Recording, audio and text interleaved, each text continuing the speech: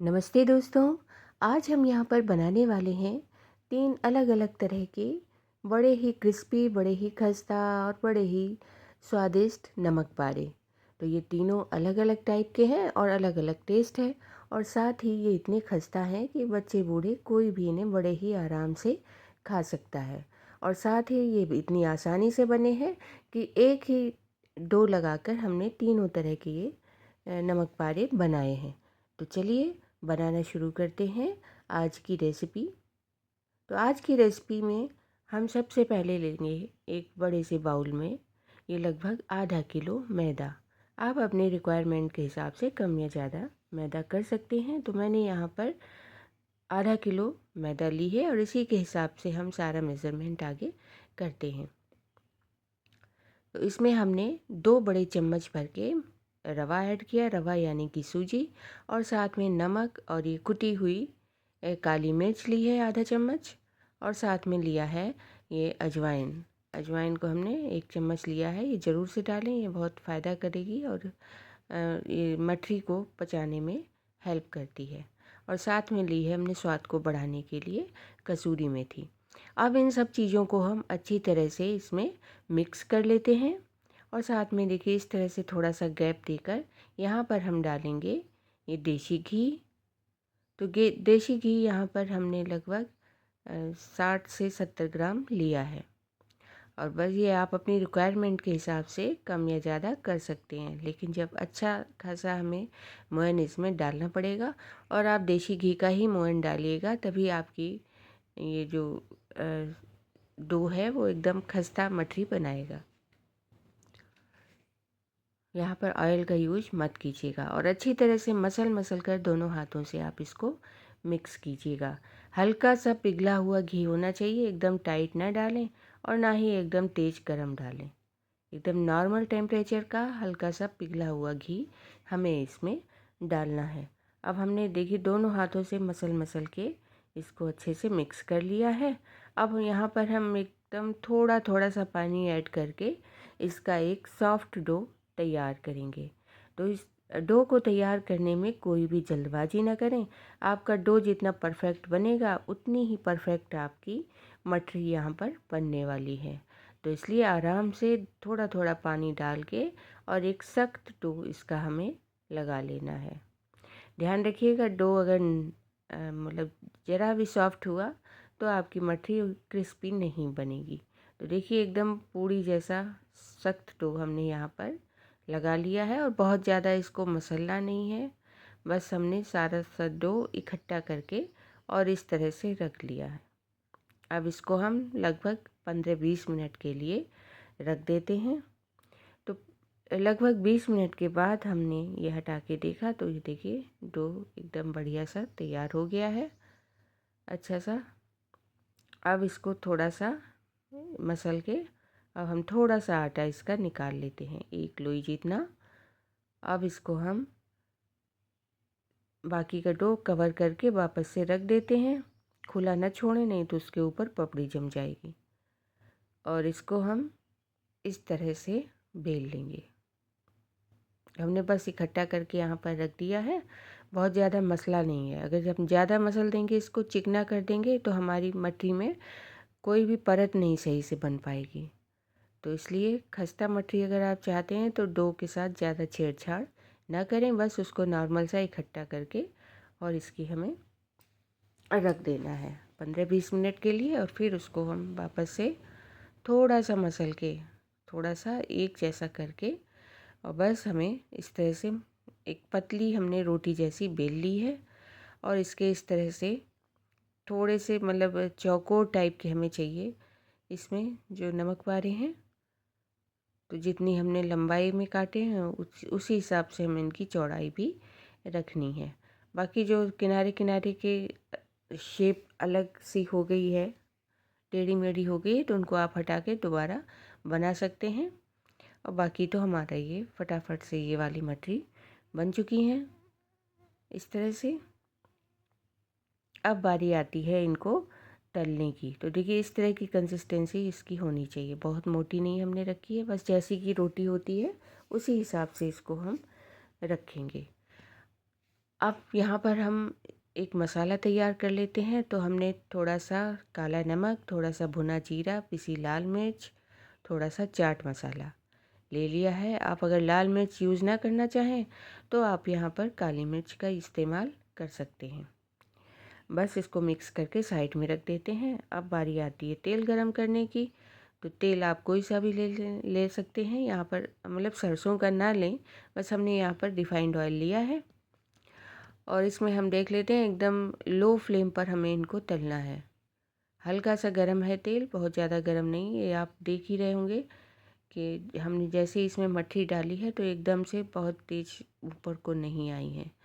तो इसी तरह से हमें ये सारी मट्ठी मतलब यहाँ पर हमने डाल दी है।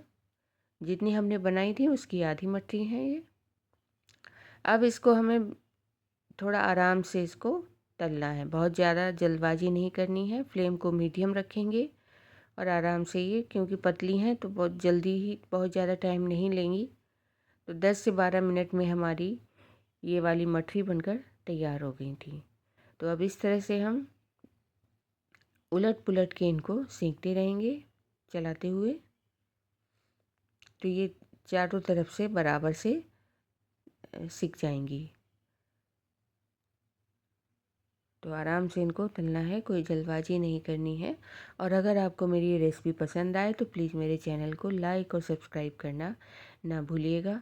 और कमेंट करके बताएं कि आपको मेरी ये रेसिपी कैसी लगी। तो देखिए, अच्छा सा गोल्डन कलर इनका आ चुका है। अब यहाँ पर इनको हम निकाल लेते हैं। तो बस इतनी ही परफेक्ट हमारी ये तल चुकी हैं।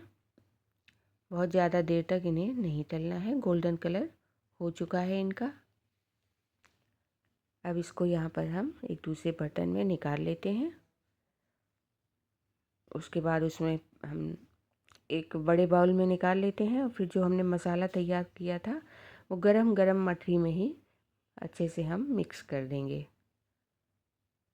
इस तरह से अगर हम गरम मठरी में इसको मिक्स करेंगे तो अच्छी तरह से ये उनके ऊपर कोट हो जाएगा, नहीं तो वो अलग अलग रहता है, तब अच्छे से उसमें टेस्ट नहीं आता है। तो अगर गरम मठरी के ऊपर हम इस तरह से मसाला डालेंगे तो वो अच्छी तरह से इसमें मिक्स हो जाएगा। तो बस हमारी ये वाली मठरी रेडी है। अब चलते दूसरी बनाते हैं। तो हमने फिर से थोड़ा सा आटा लिया है और इसको इस तरह से हमने मसला नहीं है, बस इस तरह से एक लंबा सा रोल बना लिया है। और फिर उसके हम छोटे छोटे टुकड़े कर लेते हैं। जितनी बड़ी हमें मठरी बनानी है उसी हिसाब से कर लेंगे। और हथेली के ऊपर रखकर हम इस तरह से गोल गोल इसको घुमाते हैं। और एकदम जो कॉर्नर होता है हमारी हथेली का, उससे हम इसमें प्रेस करेंगे उसी की हेल्प से। देखिए इस तरह से। तो जो इसके किनारे हैं वो थोड़े मोटे हो जाएंगे और बीच में पतली हो जाएगी। जो अंगूठे के नीचे का हिस्सा है उससे हमें इस तरह से कर देना है। तो सारी मठरी को हम इसी तरह से पहले थोड़ा सा गोल करेंगे और फिर इस तरह से प्रेस कर देंगे। तो बस ये परफेक्ट साइज़ है।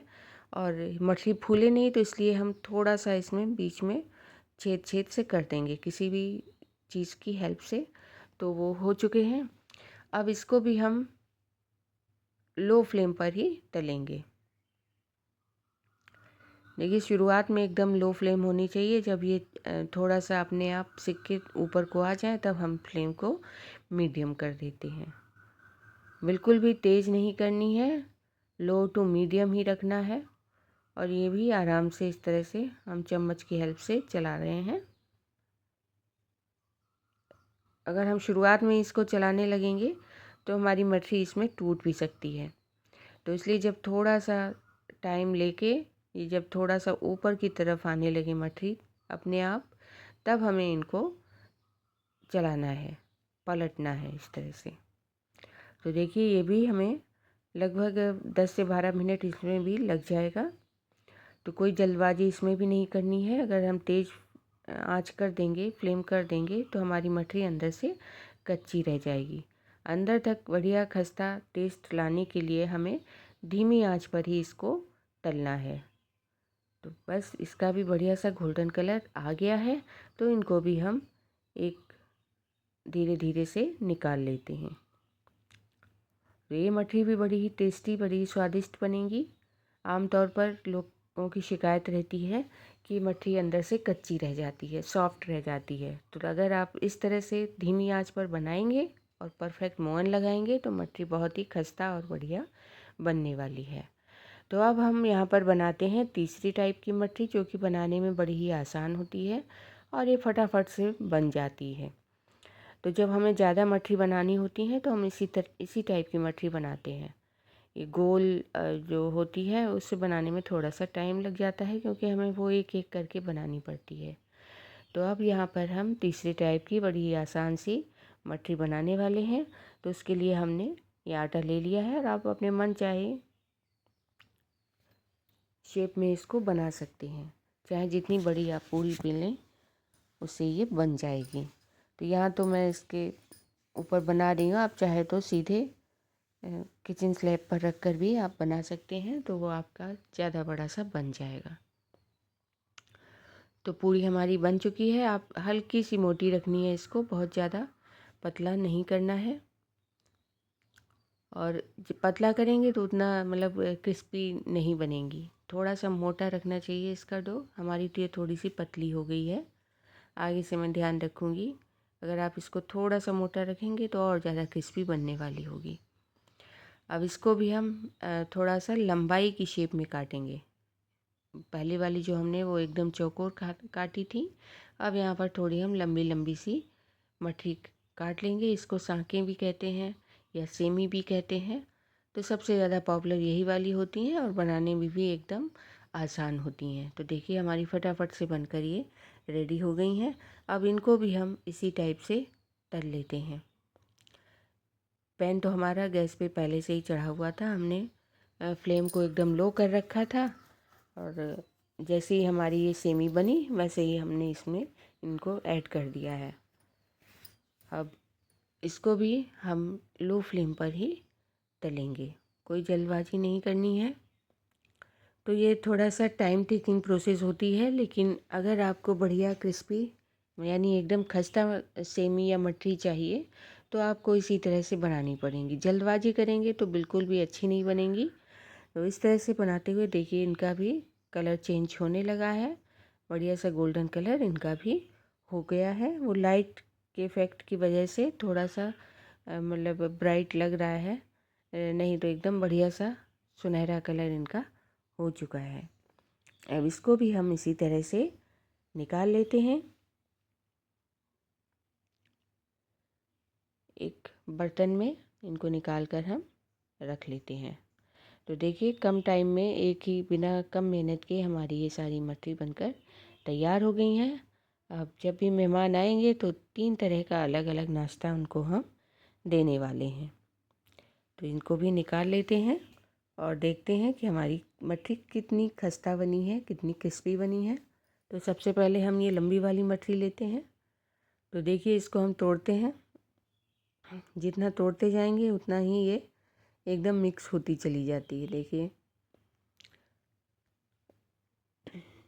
ये परफेक्ट डो लगाने की वजह से और धीमी आंच पर सेकने की वजह से हमारी मठरी इतनी क्रिस्पी और बढ़िया सी बनी है।